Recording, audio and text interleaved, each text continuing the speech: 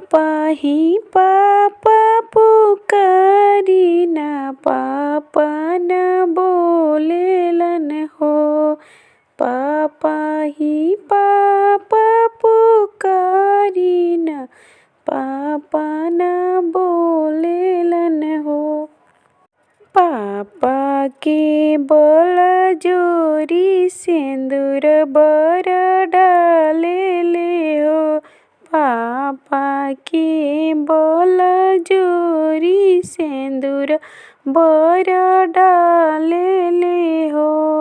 भैया ही भैया पुकारी ना भैया न बोले ले हो।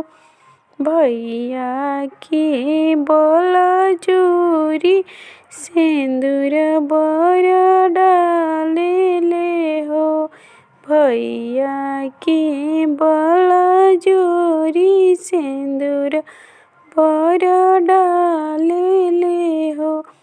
चाचा ही चाचा पुकारी ना चाचा ना बोले ले हो। चाचा के बल जोरी सिंदूर बर डाले